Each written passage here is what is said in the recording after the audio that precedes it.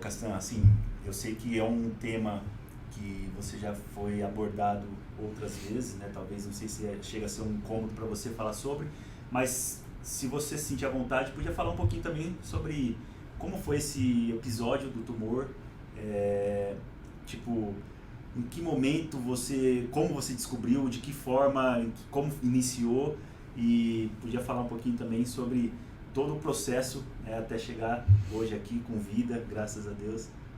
É exatamente isso, assim, na época, assim, eu fiquei muito mal, e me incomodava falar sobre isso, porque assim, eu via que, cara, eu perdi minha carreira, sabe, com 27 anos eu perdi minha carreira, acabou, tipo assim, acabou, só que hoje, cara, eu vejo que eu tenho a minha vida, entendeu? Então pra mim aquilo lá virou uma coisa, eu dou risada hoje daquilo.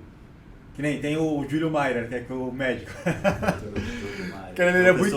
Professor. Ele é muito senhorzinho assim, cara. Todo bonitinho assim, sabe? Vontade de abraçar ele igual o vô, assim, sabe? Fofinho.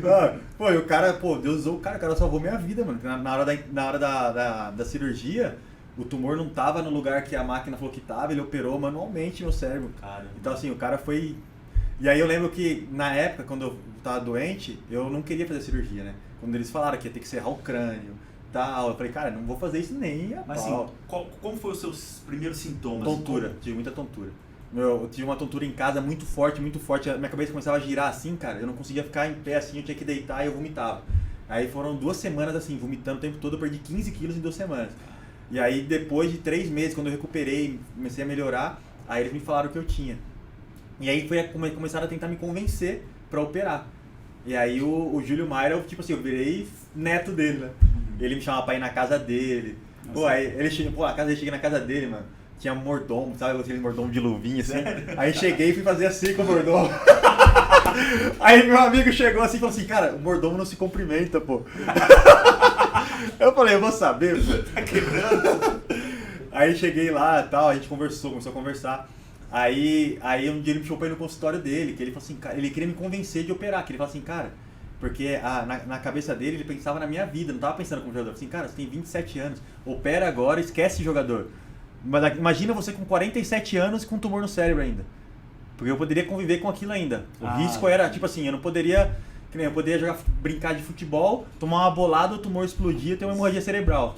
Entendeu? Mas eu podia ficar a vida inteira assim e tal. Mas então assim, não era maligno. Não, era benigno. Era benigno. Só que ele ia crescendo. Dependendo da situação. Você nasceu nasci com esse tumor. Cara, e aí, mano, ele levou eu no consultório dele, aí tinha tipo uma televisãozinha aquelas de ressonância, assim, pra você ver, né? Sim. Cara, eu tinha feito tanta ressonância, muita ressonância, que eu conhecia meu cérebro na ressonância, né?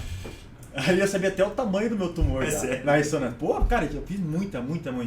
Aí ele me chamou lá pra começar a explicar como ia ser a cirurgia. Aí ele colocou assim a ressonância e ele falou assim, ó, então, chamou o médico da Roma, falou assim, ó, então a gente vai entrar por aqui, a gente vai fazer esse caminho ali, cara, eu consigo fazer isso aqui. Eu comecei a olhar a ressonância assim, eu fiquei assim, essa ressonância não é minha, cara, esse cérebro aí não é meu não. De tanto que você já tinha. Eu já sabia qual era meu cérebro, esse tumor tá muito grande, eu fiquei pensando assim. Vem falar que não era seu. Não, né? Aí ele tá lá falando, aí o médico da Roma tava assim atrás, e eu falei, aí, doutor. Aí ele, professor, essa ressonância aí não é do Castanho? Desculpa, ele é outro paciente. Mentira. Lá eu falei assim, não, ele não vai me operar, não. Cara, assim, eu dou risada, mas tipo assim, cara, foi muito punk, mano. Mas hoje, graças a Deus, igual eu falei, eu descobri qual que é o sentido, entendeu? Sim. É isso, cara, hoje eu tá vivo, tá cuidando da minha família. Mas na época, cara, assim... Cara, eu aprendi uma palavra que chama superação, mano, porque eu não conseguia pegar uma xícara em cima da mesa. Quando, depois da cirurgia, aí afetou toda a minha coordenação, todo o meu equilíbrio. E uma coisa que eu tenho dificuldade até hoje é o equilíbrio. O equilíbrio na perna esquerda é muito ruim, não consigo ficar só na perna esquerda. Até hoje. Só que assim, meu corpo se adaptou, então eu consegui voltar a jogar futebol e tal. Mas foram meses assim, e anos de muito sacrifício, principalmente mental. De tentar entender aquilo que eu poderia oferecer pro futebol. Porque até então, cara, até antes da doença, eu era titular da Roma, prestes a jogar uma Champions League, sendo convocado para a seleção, e eu volto um cara que não consegue nem driblar um conezinho. E eu lembro uma coisa que me desafiou muito, Que, cara, eu era zagueiro, mas tinha uma intimidade com a bola. Tinha uma intimidade, gostava de fazer. Aí eu lembro que assim, eu não conseguia bater embaixadinha, cara, depois da cirurgia. Cara, Aí eu lembro que eu ia na academia, eu tentava levantar a bola e não conseguia fazer 3 embaixadinhas. Cara, eu lembro que eu fui embora pra casa chorando, cara, esse dia. E aí no outro dia eu voltei e falei assim, cara, eu vou me desafiar. Assim, o que mudou a chave da minha cabeça foi o dia eu tive uma consulta com a psicóloga do Vasco, que ela perguntou assim pra mim, qual que é o seu maior objetivo na sua carreira agora? Aí ela falou assim, aí eu falei assim pra ela, meu objetivo é voltar a ser o Castan de antes. Aí ela pegou e falou assim, mas se você nunca mais voltar a ser o Castan de antes? E se você agora, você dá o melhor que você tem do jeito que você é? Aí foi que virou a chave. Aí eu peguei e falei assim, cara, é isso, eu vou dar o melhor do jeito que eu sou e vou esquecer o que ficou pra trás. Sabe? Então ali naquele momento ali eu falei assim, é isso. Porque senão, cara, eu ia ser um cara frustrado, porque eu nunca mais ia conseguir fazer as coisas que eu fiz. E aí foi que eu entendi o que ela tinha falado pra mim e foi assim que eu segui minha carreira. Cara, que história de superação, né? Você viveu aí com essa circunstância na sua vida pessoal e quantas pessoas Deus usou ao longo desse processo todo para te permitir chegar aqui com vida, com saúde, né?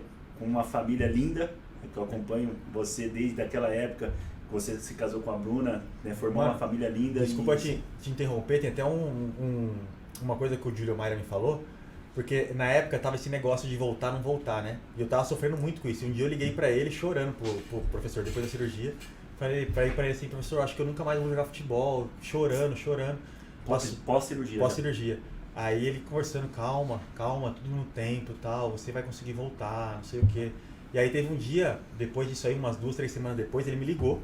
Ele falou assim, Castan, quero falar um negócio pra você. Eu não sei se você vai voltar a jogar futebol. Ele falou assim, mas hoje eu quero te falar o que aconteceu comigo. Eu estava prestes a abrir a cabeça de uma criança de 12 anos de idade.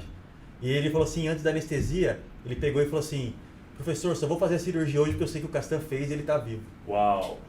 Ele falou assim, então, cara, acho que seu propósito foi cumprido. Eu falei assim, então leva leve essa parte da sua vida. Ele falou, vai com leveza. Entendeu? Então, assim, cara, foi muitas coisas que aconteceram que você vai relembrando, sabe? Mas, assim, é isso, cara. Hoje eu consigo, igual você falou, é de viver a vida com alegria mesmo e é isso.